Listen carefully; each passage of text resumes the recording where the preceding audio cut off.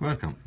In this demonstration, we will learn how to draw reflection in water when the water is slightly moving. So in an earlier demonstration, we saw how to draw reflection when the water is calm. So essentially, here we drew in distant foliage, and then we learned how to draw the reflection in the water. And what we did to is to use these parallel lines to essentially bring down the reflection in the water. And here we essentially reflected the element in the water as is, and this shows a calm water because we can see then a proper reflection. But what happens sometimes is that the water is moving, and in that case the reflection is not as still. So we will see in this demonstration how to draw reflection when the water is moving, and you have some element of disturbance in the reflection. So that's what we will do in this demonstration. So what we will do is to again draw this line that reflects our water. So essentially, so this is the water, and then we will have some other element over here, and then we will learn how to draw its reflection in the water, and we will show the reflection as a bit hazy. So essentially, the core element is that when the water is moving, then the reflection becomes a bit hazy. Essentially, it is not as still and not as perfect reflection of the element as it is when the water is still. So we'll see how to draw that. So let's start by drawing a kind of a distant mountain. So essentially, what we will do is to draw this mountain and then draw its reflection in the water, and will show its reflection as a bit hazy to show that the water is moving. So that's what we will do. So this is the kind of mountain that we drew. And the other thing is that sometimes you can have the element right to the edge of the water. So essentially, if you have a tree, you can have the tree very close to the edge of the water. But when you're drawing something like a mountain, you will have to keep it give it nice distance from the water. And in that case, what happens is that the size of the reflection is much smaller than the actual size of the mountain. So what happens is that as the element they move away from the edge of the water, the size will essentially be seen in a smaller and smaller. So this is again the way reflection works. If something is closer to the edge of the water, then we can see more of its reflection, and if something goes inside, moves away from the edge of the water, then we will see less of its reflection in the water. So we drew this mountain, but because the mountain is quite inward from the water, we will see it's a smaller reflection in the water. So that's what we will draw in this demonstration. And what we can also have is something else in the front of the mountains. So in the demonstration, I've kind of drawn a kind of a distant tree line. So it's always good to have that kind of tree line there to add interest to the mountain. So we start by essentially texturing the mountain, and this is something I've covered in detail in other tutorials, but essentially what we will do is essentially use these parallel lines to give the mountain a bit of texture. So I will use these parallel lines to give some initial texture, and then what we do is to add more lines to essentially bring out the contrast in some areas to give it an element of roughness to the surface of the mountain. So we start by laying down one layer of these parallel lines, and what happens is then as you lay down the parallel lines, it is giving it some kind of texture. So now our mountain is acquiring its solidity. So you can see just by adding one layer, our mountain has a bit of solidity. The other thing you can do actually is to also highlight the edges. So the edges of the mountain, you can make them a bit darker, so they also adds a bit to the weight of the mountain. So I like to do that. So I'll just make the edges a bit darker over here, something like this. You don't have to uniformly darken it, but if you have a mountain like this, something like this, then just darken some areas, something like this. So what this does is that indicates a bit of roughness in the edges of the mountain and gives it more believability. So that's what I will do. I will add a bit of something like this. So now we have our initial layer of parallel lines, and as you can see, what happens is that when you add the parallel lines, it adds a definition of surface to the mountain. So essentially, without the parallel lines, we just have a broad outline. We don't have any indication of the surface of the mountain. But by adding these parallel lines, now you're drawing a kind of feel for the surface of the mountain. And what you do next is to add more lines to essentially add more texture, more kind of roughness to the mountain. And the way we do it, we have seen in other demonstration, is to add roughness, additional parallel lines in these shapes, something like this shape. So that's what we can do. I'll just add a bit more of parallel lines over here, a bit more over here, a bit more over here. And what you can try to do is to also make the edges a bit darker. So these edges over here, they will be a bit darker than the other inside plane. So what I like to do is to add a bit more lines and a bit more darkness to the edges, something like this over here. And then I can add a bit more over here and a bit more over here. So essentially, what you do, you start to add lines in these shapes, more of lines. So this essentially defines a plane in perspective, right? So this is the kind of plane. So what we're doing is now we're adding more of these lines over here and there and here and there to essentially define these kind of planes. And what that does is that that it gives us an indication of the roughness of the mountain. So something like this. So again, I've covered this in detail in the tutorial where we saw in detail how to draw the mountain. So I will just quickly go over this. But this is the essentially basic element of drawing a mountain in a distance. When you can see there's some roughness to its edges, and what you're doing essentially is to add multiple parallel lines in these kind of shapes to essentially here. So you can see that this has a feel of some of a bit of roughness to the edge, not the edge, sorry, but the plane of the mountain over here. And this also darkness indicates some kind of roughness over there. So essentially, adding a patches of darkness to essentially indicate that there is kind of rough plane over there. There's some roughness on the surface, and that starts to give it more depth to the feel of the surface of the mountain. So there we have it, right? So just by adding a bit more patches of darkness, you start to give it a bit of definition, a bit of more of roughness and indication of different planes of the mountain. So that's what we are doing essentially over there. So there we have it, right? So just by adding a bit more of these lines, more of these parallel lines. So essentially, you start by laying down one layer of parallel lines. And then what you do, you start by laying down one layer of parallel line, and then you essentially add one more layer. So as you can see, when you add more layers, it becomes darker over there. And if you add the additional parallel lines in this shape, then it starts to acquire a feel for some kind of plane over there that is rough, and that gives you more weight to the mountain. So it essentially starts to indicate that there are different kind of crevices and holes and kind of roughness on the surface of the mountain, and that gives it a bit more of flavor, the more of interest. So that's what we just did, just by adding these additional parallel lines in these shapes, we acquired, gave a nice kind of definition to our mountain. So our mountain is not just looking like a solid, just the outline, or nor is it looking just like, a uniform layer of parallel lines. So essentially, if you have mountains in the distance, where you don't want to indicate any kind of roughness or any kind of texture on the surface, then you can just use one layer of parallel lines. So that, just serves to indicate that there is some kind of, plane on the mountain.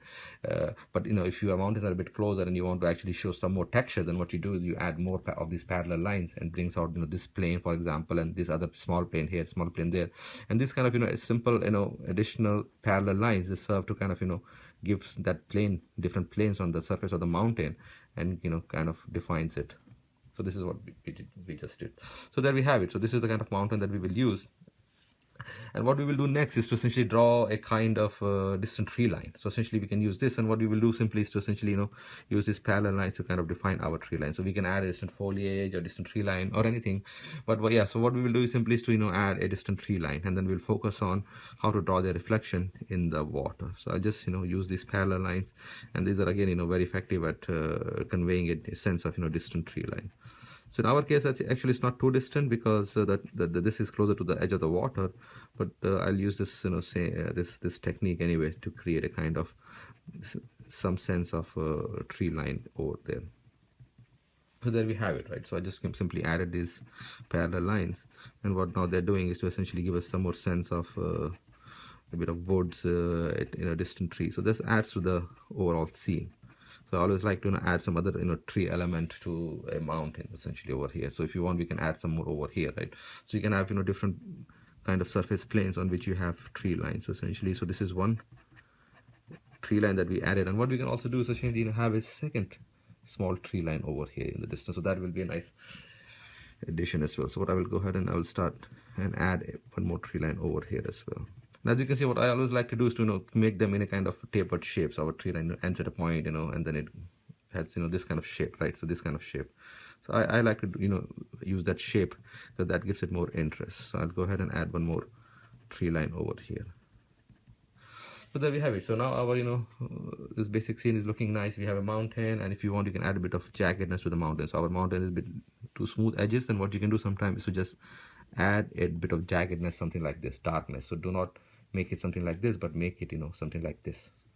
So this kind of jaggedness can be added to the edges just to indicate some kind of crevices on the surface, and that also serves to kind of add more nice interest. So that's what I will do. I just added a bit of this darkness. So as you can see, just by adding a bit of darkness over here, it indicates some kind of cut on the surface of the plane where there is dark, right? So that adds interest as well. So you can do that as well. So essentially, so we drew our basic composition, and what I will now do is to show how to draw the reflection of these mountains and some kind of tree line in the water. So essentially, in many cases you can just simply stop at this point and draw some kind of other elements and be done with it. But like I've said before, drawing a reflection in the water is is a great way to add more interest to your drawing, and we will see how we can do that in this demonstration. So the first thing that you need to do to essentially draw a river bank. So essentially, there will be some kind of transition from the ground to the river, and you need to show that. Otherwise, you cannot have the water right flowing. I mean, you can have sometimes when you have ocean and the waves, they come to the edge, but mostly you will have some kind of demarcation between the land and the water. And the way you do it is to essentially draw the edge like this. So essentially, if this is the river edge, then you have to draw small parallel lines to essentially define the river bank. This is how you do it. So that's what we will do over here, and we will just simply use these lines to define the river bank over there. So this is the way you define a kind of river bank. And if you use more of you make these lines longer, then you'll have a more deeper river bank. So essentially, by making the lines longer, you can essentially define how deep your river bank is. So we don't want to really make it too deep, so I'll just keep it a bit normal. So this is not too deep, not too shallow, but yeah, if you want to make it less, then reduce the height of these lines. And if you want to make it more deeper, then you can extend these lines. And what I'm also doing is to kind of giving it a bit of interesting shape. So I'm not keeping it very kind of same. So you can see it is a little bit shallow over here, and then over here I'm increasing it a bit, and then I will decrease it at the other end. So over here I can make it the deepest, something like this. So this is how you can easily define a river bank, and then under it you can then define the reflection of our mountain. So this is how you define a river bank. So it's always good to have that kind of an explicit definition of the river bank, because now it makes it clear that this is the ground and this is where the river is. And then essentially like I've said before, the feel of water comes from the reflection that is seen in it. So essentially, we're not using any color in our drawings. It's very simple black and white pen and ink based drawings. And in here, since you don't have any notion of color to indicate the presence of water, you have to show the reflection, and the reflection is kind of what makes our mind interpret that as water. So that is what we will do now. So essentially, we drew the river bank, and as you can see, I've also tapered my river bank a little bit, gave it some nice, interesting shapes. So do that as well, so that there's more interest in your drawing. So like I've said before, always use these small, simple things to add more interest to your drawing. So always use organic shapes, something like this, something like this. So let's see how we draw the reflection when the water is moving a bit. So essentially what we want to show in here is not the still reflection. So if we want to draw a still water, then I will just reflect the the mountain as is, and then essentially use those kind of parallel lines like this to essentially show its reflection in the water. But what we will do over here is to show a bit of hazy reflection, and that indicates the water in a bit of movement. So the first thing that we have to do is essentially outline how our reflection will be in the water. And the way we do it essentially is to essentially kind of mirror our element. So essentially in the reflection will be mirror of your element shape. And the way you do it, essentially the way I do it is essentially highlight those major transition points. So for example, if you start with the mountain here, I have this dot here, this mountain goes up here, so I will draw something like this over here, then it goes down over here, something like this, then it's a bit high point like this. So essentially you're mapping the high and the low point over here. So one thing is your reflection has to be a good reflection indication of the shape of the element, otherwise our mind will not interpret it as such. So that's what I'm doing over here. So essentially mapping this high and low point, something like this, and that helps us kind of establish the overall reflection of the water. So if I just add a bit of dot quickly, so this is kind of my reflection over here, something like this.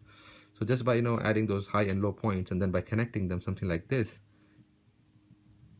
so now I am able to draw the mirror of my element, essentially to show its reflection. So this is a very simple technique. Start by laying down the low, and then go to the high, and try to kind of connect them in the same form as the mountain. So our mountains are pretty much straight, so that's what I did, but if you have a curved surface a little bit like this, then try to use that as well in your reflection. The other thing I did is to make the reflection much smaller than the mountain itself. Like I said, again, the mountain is at a distance, right? So our reflection will be a bit smaller than the actual shape of the mountain or the size of the mountain. Or if the mountain were to be closer to the water, then you will see it's more of its reflection. So as the element moves away from the water, we see less of its reflection in the water. So that's why I drew the reflection much smaller than the actual mountain. And what we do next is to essentially use these horizontal lines to draw its reflection. And this is how you show a bit of haziness in the reflection. So if you want to show a very still parallel reflection, then you use these parallel lines to essentially. So if I use parallel lines over here, then it will show kind of a still reflection in the water. But what I will do instead is to use these kind of horizontal lines, something like this. And what I will also do is not draw the exact reflection, but move it a little bit here, something like this. Something like this over here. So what I'm doing essentially is to use these horizontal lines and giving it a kind of imprecise reflection, something like this, something like this.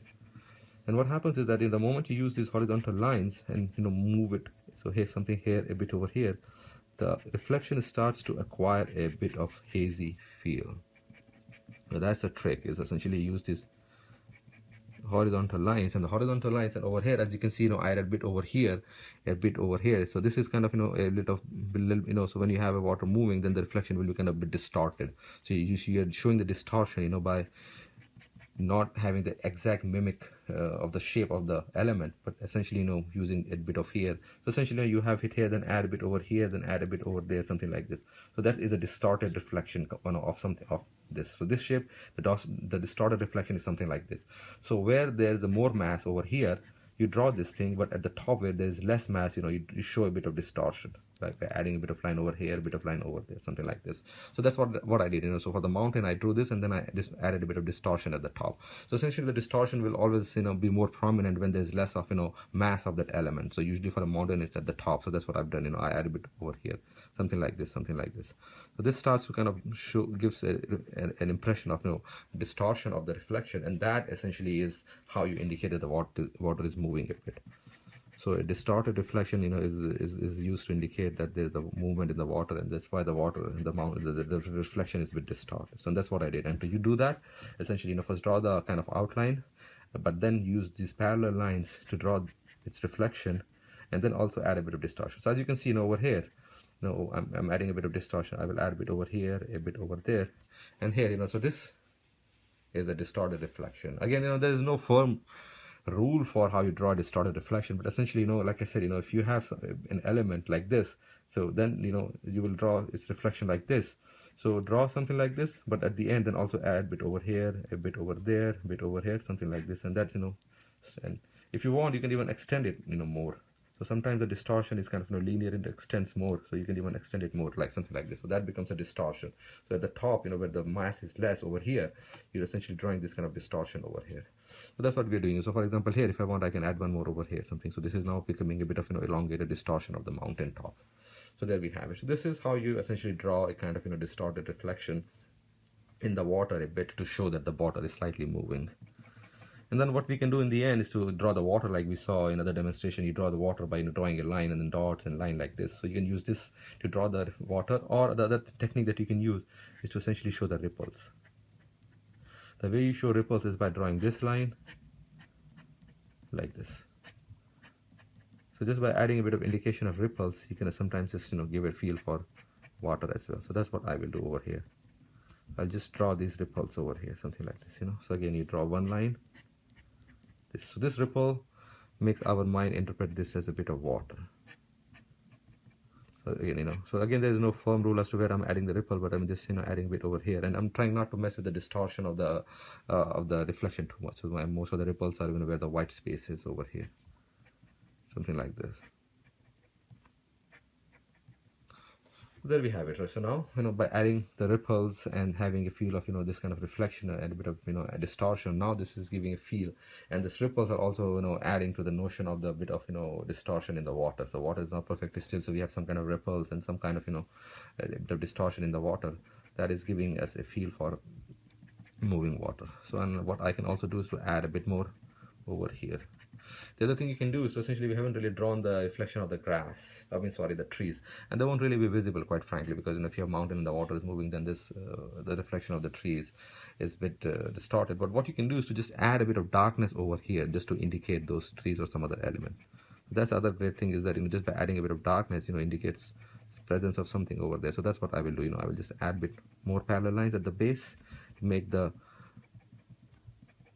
reflection a bit darker over there. So what happens is, when you add a bit of darkness, when you add a bit more of parallel lines, horizontal parallel lines at the base to darken it, that also kind of suggests that there is some other element closer to the base of the mountain as well. So that's what I just did over here, right? So I just add a bit more parallel lines, and over here we have those trees, and just to suggest those parallel lines, I can add a bit more parallel. So there we have it. So just by adding this bit of more darkness to the edge, to the base over here, you give a nice feel for the reflection. So again, always remember that the reflection will be most darkest when it's near the edge, and then it kind of starts to grow light as it disappears in the water. So always make it a bit darker over here, and if you have some other element like trees like we have over here, then our mind also interprets this darkness as kind of reflection of those trees as well over here. And what we can do finally is to, again, just define some kind of ground cover over here where we have white. So what I will do is simply have some kind of grass cover, something like this. But if you want, you can always add other element as well, and draw its reflection as well. So over here, I can just draw something small, like something like this, just to create the ground cover. So this is how essentially you draw a reflection in the water when you want to show a slight movement in the water. Essentially, you use these horizontal lines and then distort the reflection slightly to kind of gives that impression. So again, always first start by kind of laying down the shape of the reflection, by not tracing, but essentially kind of reflecting those high and low points, and just connect them with the dotted line, so you have a good understanding of the shape of the reflection that will be there. And then what you do essentially is to use these parallel lines, and then you don't essentially, if you have a shape like this, essentially, so if you ended up with a shape like this, right? So what you do is, do not kind of start and end at the edges. So do not do something like this. So this is a proper reflection. But on the other hand, if you have a shape like this, then add a bit more over here, a bit more over here, small lines over here, small lines over here, bit over here, bit over there, and then try to create like a tail of the top, especially if you have a pointed top, and having a tail like this, is a great way to kind of show a distortion.